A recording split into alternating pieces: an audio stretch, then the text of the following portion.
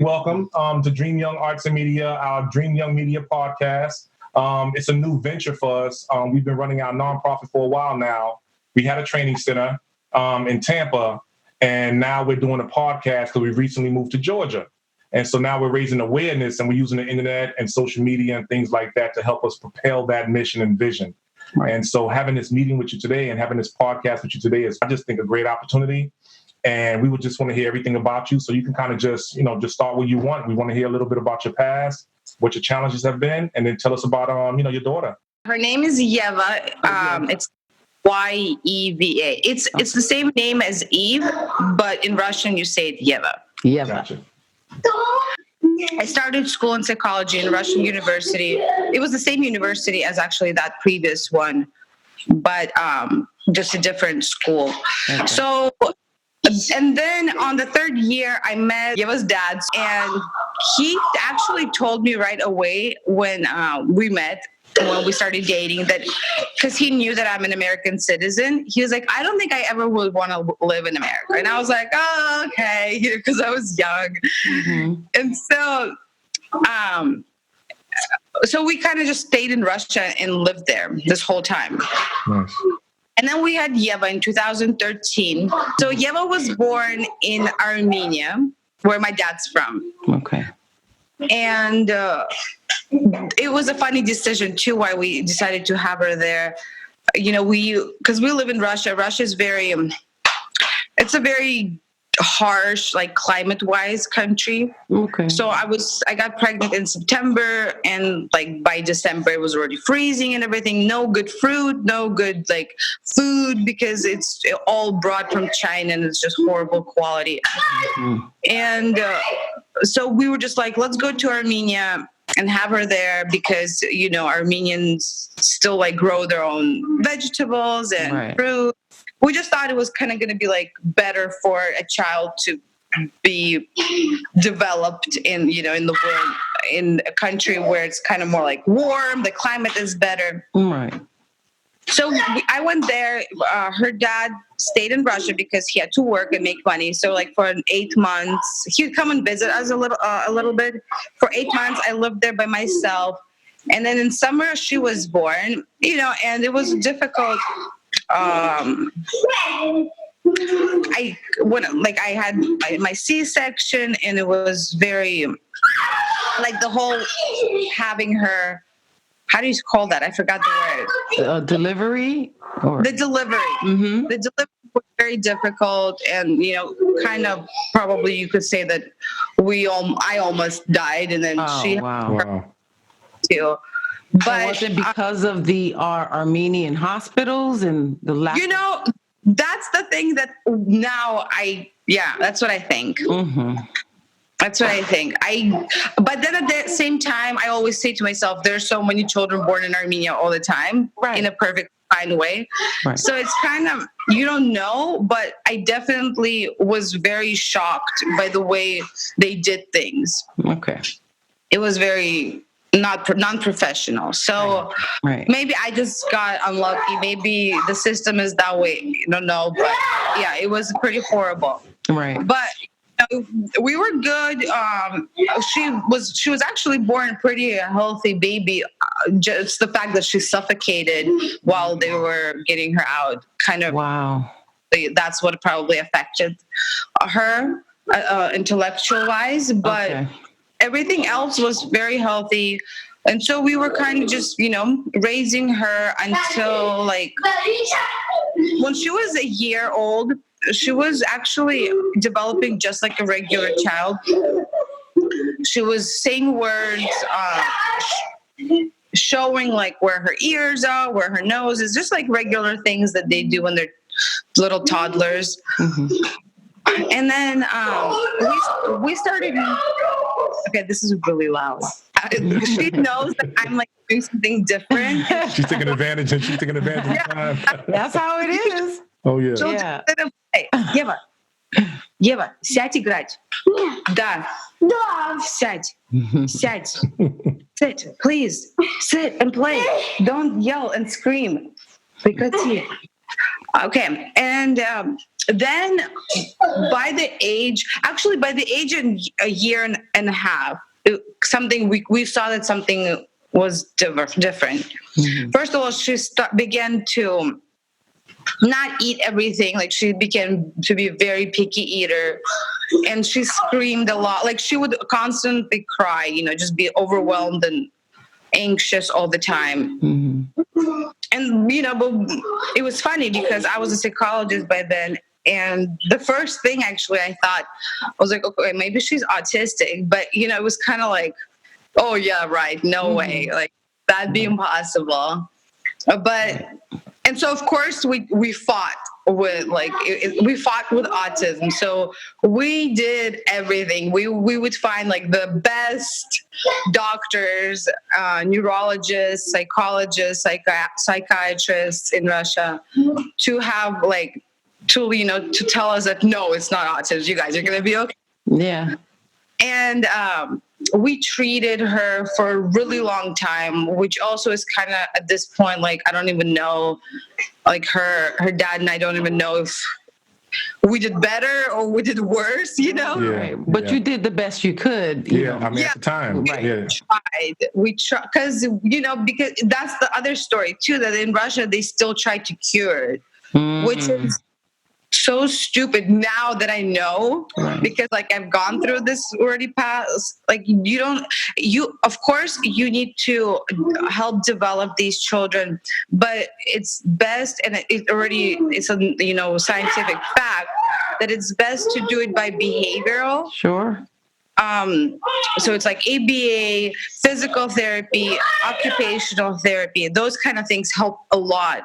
They really do. They just change everything. And then, of course, speech therapists and all of that. Okay, because that was one of my questions for you was basically what therapy is making a difference? Which type? Is it all of them in, joining all of them together, or? I'll tell you. So we actually did one procedure in Russia.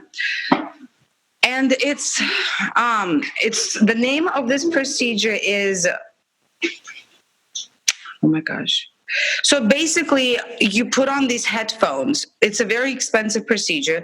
They do it in America because it's a French guy a long time ago, like, developed this therapy. So you put on the headphones, what is it called? And the child listens to music. It's classical music. It's like Beethoven stuff. But the way the headphones are made, they have vibration. They're special headphones. They're not regular headphones. It's very special music, and the way he cut the music in this certain way, it's a very interesting thing. Okay.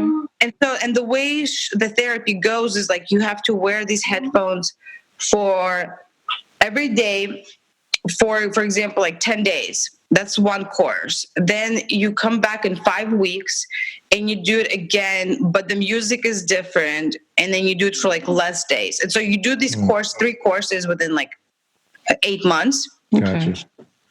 And that procedure actually really, really, really helped. Oh, Tomatis. That's what it's called. Tomatis. It's spelled Tomatis. Tomatis. Okay, I'm going to research that. Yeah, the name of it was this guy's name, Tomatis. He's French. Very good. And that really helped. And I would actually probably love to find something like that here, but I know it's expensive here and insurance doesn't cover it. Right. But what it helps us with, because it doesn't help everyone. She was 4 years old when we did it, and she started to understand speech. So before 4, she didn't understand basically anything.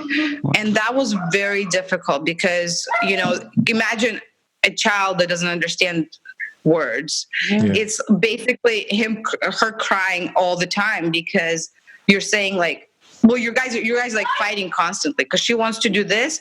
You're telling her, no, we're not going to do this, but we're going to do this and this and this and that. But she doesn't understand. Right. Yeah. Right. So that really changed our life when she started understanding speech. Good. And I put have somewhat conversations with her. Like I would be the one speaking, but she would at least not freak out every time a change would happen. Good. Wow, that's wonderful. And so you were like mentioning in the email that she has like tons of passions or tons of things that you would like her to do, like music, swimming, and things like that. Talk a little bit about that. Okay, so she goes to, I don't want to be like the one talking about it because, I'm her mom, of course. Every mom thinks their child is talented. But I'll tell you what, like her teachers, so the owner of the daycare that she goes to after school, always is amazed by her. She just says, this girl is so talented because when you first meet her, she's difficult. Like you just constantly run into behavior issues and her like not wanting to do anything that you tell her to because she always wants to do what she wants to do. And then when they got to know her a little more, so she sings very well. She loves to sing. And of course, she'll never sing what you ask her to. She only sings what she wants to. And she finds all songs on YouTube. Wow. And then she's super, super athletic. So I wish I could show you guys a video, but when she was 3, she taught herself to swim. So the way our life happened, so we were living in Russia for a long time, but we'd come here for quite a long periods of time too, like for 6 and 3 months. We'd come and visit because my mom lives here still. My sister lives in LA. And so we just come here and kind of live here too. And one moment, she's asking me to fix her movies. And so we would come here and, try to like, I was trying to just find ways to like help Yeva basically get out of her. Like we'd look for doctors, we'd search for any kind of therapy or anything we could find. Oh my gosh. And because in Russia, we didn't really have an opportunity to go to the pool, because the climate and everything, you kind of it's always basically freezing. Cold, yeah. But when we come here, my mom has a pool in her apartment. And so Yeva just taught herself to swim. Wow. Like literally taught herself to swim. And she's a great swimmer. And we were traveling with our friends last year, and they were laughing so hard at her because when she dives in the water, she will go like swim under the water on the bottom of the pool for a really long time, just like a mermaid. I'm telling you. Wow, man! So she could hold her breath for a while. Yeah. Yeah, I think she's a mermaid because she's she has breath control. Exactly. And the friends would laugh because they're like, "Oh my God, she doesn't even." When you come out of water, usually you're like, "Oh," you kind of like grasp for air. She doesn't do that. So it's really. And I didn't. Or when they noticed it, I was like, "Oh my gosh, she doesn't." Wow. So we always laugh like that she breathes underwater. And so we're going to private classes right now here in like aquatic center. And then she's very technology wise too. She's got like that engineer mindset too, where she tries to figure out like little things, how they work. And she'll do them over and over again to try to figure out. And then we're enrolled in Special Olympics. We started playing basketball. This was our first season. Nice. And she's pretty good too. I mean, I can't say that, that's going to be her thing, but I definitely see, first of all, it made her super happy, which was amazing because it was really interesting because Oregon Special Olympics, they're kind of spread all over the place. The sports are, but we got really lucky when we enrolled. The basketball part of it was in our city where we live in Wilsonville. Nice. Oh, nice. It's key to let them try different things, from basketball to swimming to playing around with computers. That's what we've noticed is that a lot of our consumers that we've dealt with, they all have a variety of talents and abilities, and letting them try different things so they can see what they love, what they like, and what they are going to continue to actually pursue. you know? So it's just her having these different chances to do that, and having parents like you guys is just great. I think that's gonna help her elevate. And that so-called disability is what they like to call it. It's not gonna be a disability for very long. That's right. My viewing of it, because first, I was trying to like deny it, of course.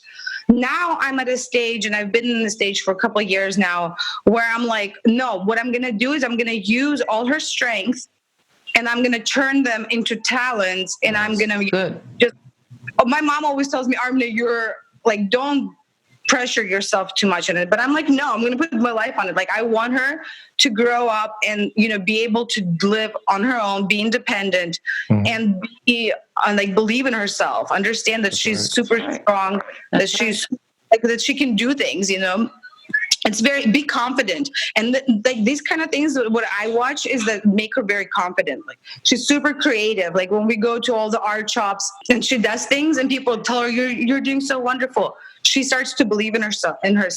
So it's good. Nice.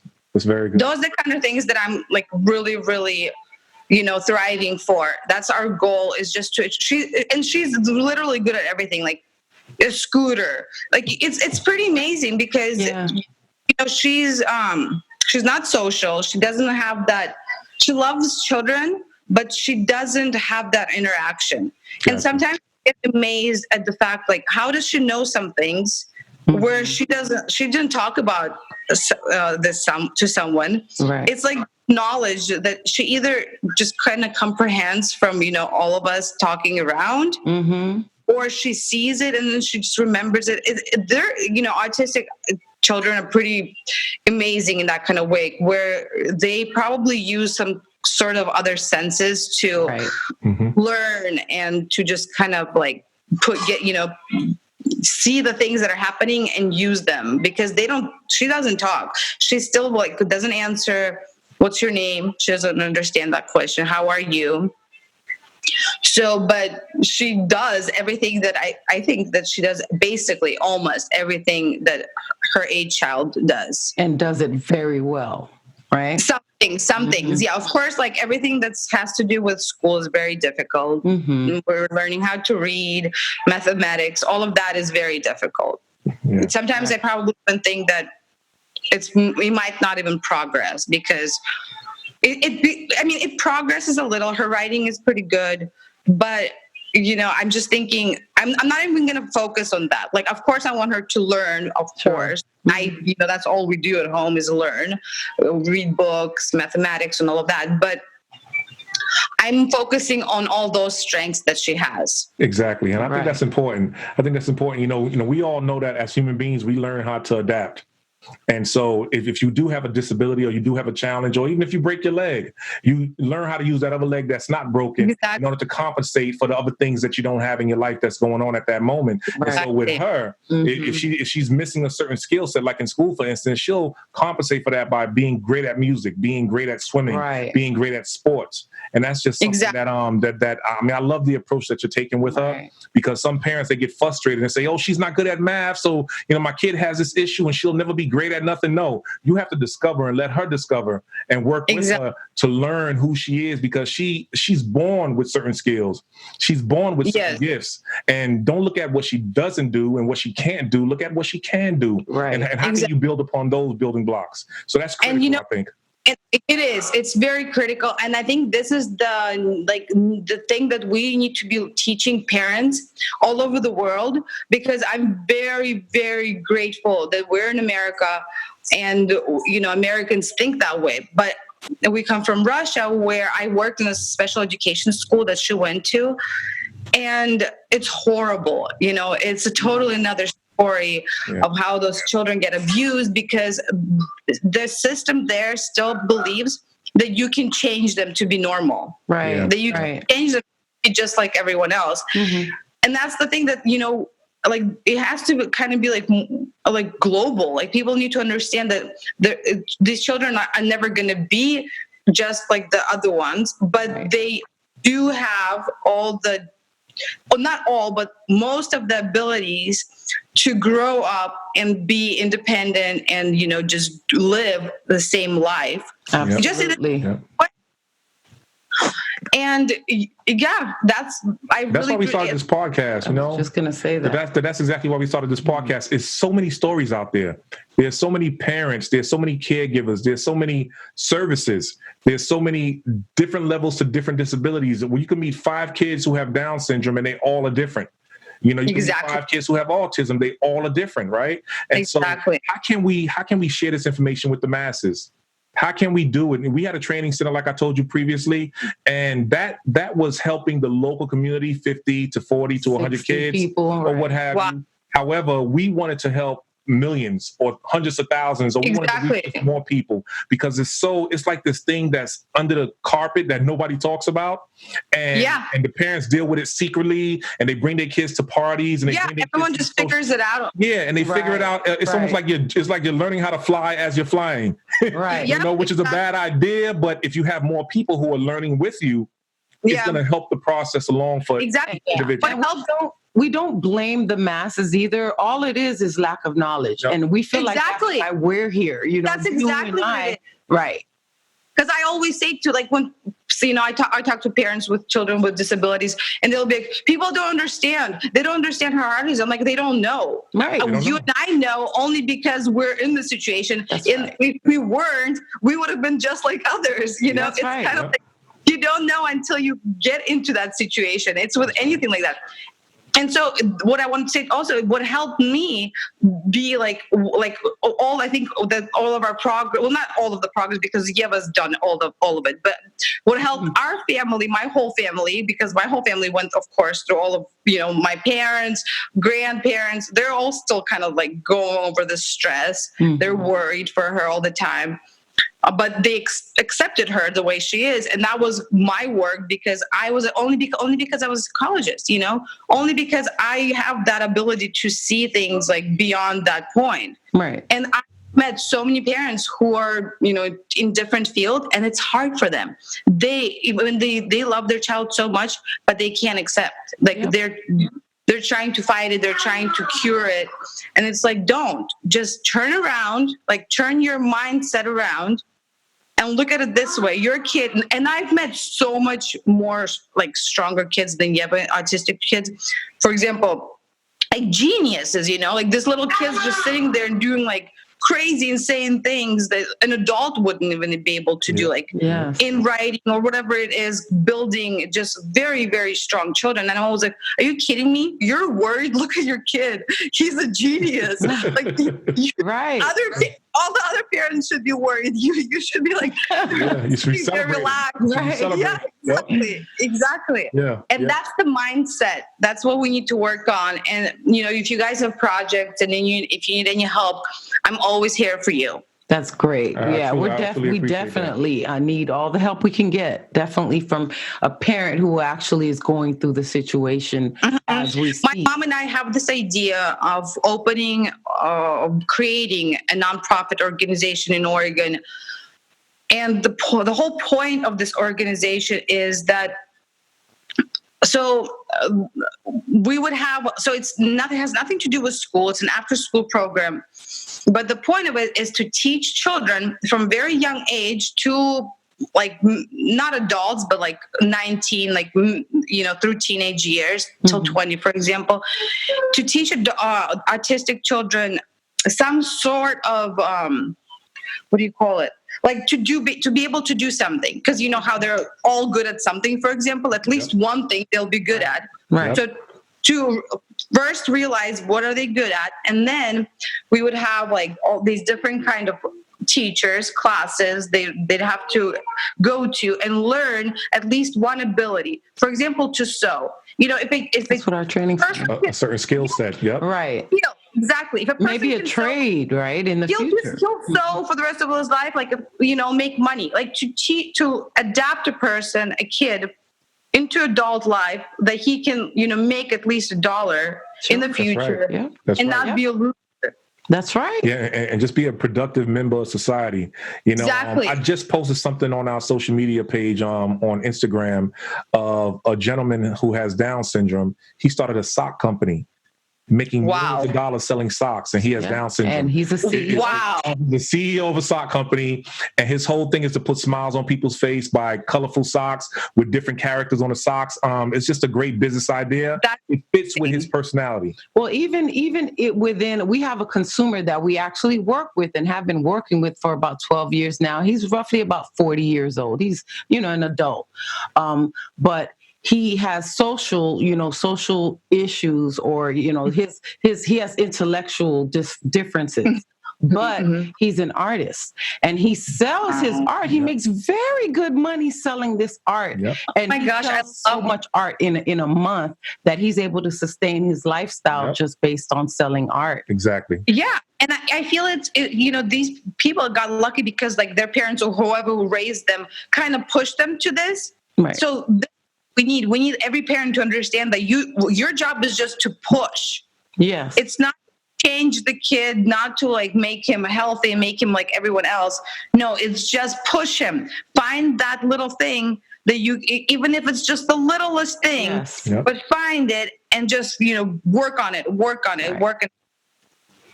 I totally agree. I think it was a great podcast so far. Can we see your daughter?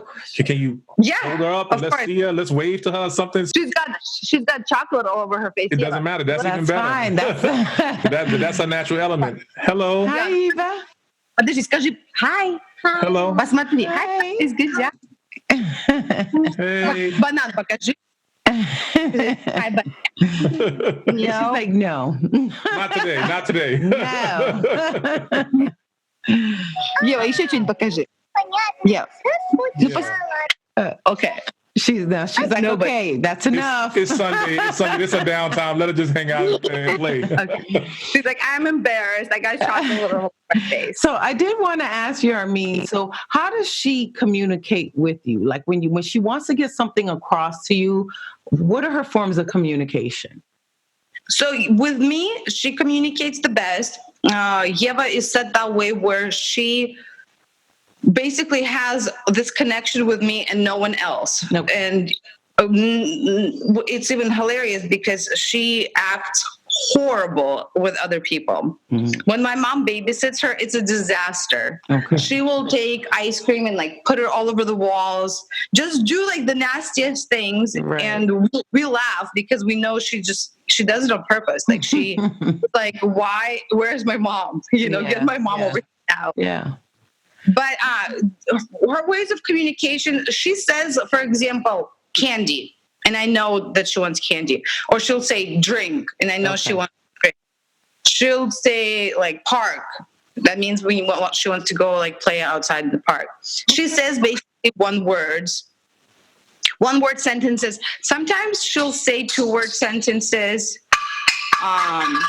She has that ability. Sometimes I almost think that she speaks in her mind, but it's like, it's maybe not her choice, but it's kind of like she just doesn't have that need to have it out here and like to have that communication. Right. When you get the point, if she says park or drink, you pretty much know, right? That's good. Exactly. And in school, she basically just screams if it's anything that she doesn't want, she just screams. I always say, like, we took a skiing class before this whole horrible emergency situation happened. We took a skiing class for her, and the girl was like, how will I know she doesn't like something? I'm like, don't worry. She's gonna know. I was like, that is not an issue with Yeva. Yeah. But remember how you guys asked me about therapies? I want to let you know because actually they have changed our life. So physical therapy, occupational therapies, and speech therapy, it's kind of like a base with these children, especially the ones that are nonverbal. It's just like, it's not even, it's just going to be with us probably forever. But occupational therapy and physical therapy have done amazing job.